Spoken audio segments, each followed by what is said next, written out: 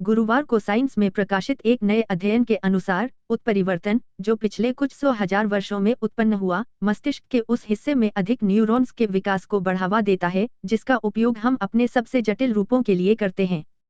यह भी पढ़े, पाषाण युग का कंकाल लापता पैर सबसे पुराना विच्छेदन दिखा सकता है जो हमने पाया वह एक जीन है जो निश्चित रूप से हमें मानव बनाने में योगदान देता है। जर्मनी के ड्रेसडेन में Max Planck Institute of molecular cell biology and genetics के एक न्यूरोसाइंटिस्ट और लेखकों में से एक, वेलेंड हटनर ने कहा, अध्ययन के मानव मस्तिष्क हमें उन चीजों को करने की अनुमति देता है जो अन्य जीवित प्रजातियां नहीं कर सकती, जैसे पूर्ण विकसित भाषा का उपयोग करना और भविष्य के लिए जटिल योजनाएं बनाना। मानव मस्तिष्क की सबसे स्पष्ट विशेषता इसका आकार चिंपांजी से 4 गुना बड़ा है, जो हमारे सबसे करीबी जीवित रिश्तेदार हैं। होमिनिन खोपड़ी का निरीक्षण करते हुए पालियोंथ्रोपोलॉजिस्ट ने पाया है कि हमारे पूर्वजों के दिमाग लगभग लाखों साल पहले आकार में नाटकीय रूप से बढ़ गए थे।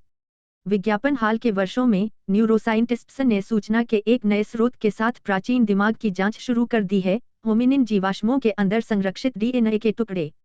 यह भी पढ़ें, ग्रेट बैरियर रीफ इनके संरक्षण में मदद करने के लिए नागरिक विज्ञान और कृत्रिम बुद्धिमत्ता का उपयोग करते हुए हटनर्स लैब के एक शोधकर्ता एनेलिन पिंसन उत्परिवर्तन की उस सूची को देख रहे थे और उन्होंने देखा कि एक जीन को बदल दिया है जिसे कहा जाता है।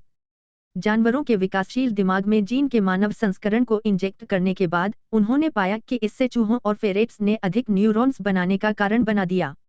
इसके बाद शोधकर्ताओं ने ड्रेसडेन अस्पताल में गर्भपात कराने वाली महिलाओं की सहमति से प्राप्त भ्रूण के मस्तिष्क के ऊतकों के टुकड़ों का उपयोग करके मानव कोशिकाओं पर प्रयोग किए। इसके बिना मानव मस्तिष्क के ऊतकों ने कम तथाकथित पूर्वज कोशिकाओं का उत्पादन किया जो न्यूरॉन्स को जन्म देती हैं। इसने पूर्वज मस्तिष्क कोशिकाओं को उत्पन्न किया जो तब न्यूरॉन्स की परतों से बना एक लघु प्रांतस्था का उत्पादन करती थी। पिछले साल कैलिफोर्निया विश्वविद्यालय सैन डिएगो में शोधकर्ताओं की एक टीम ने पाया कि एक और उत्परिवर्तन मानव न्यूरॉन्स एक दूसरे के साथ कनेक्शन की संख्या को बदलने के लिए प्रतीत होता है।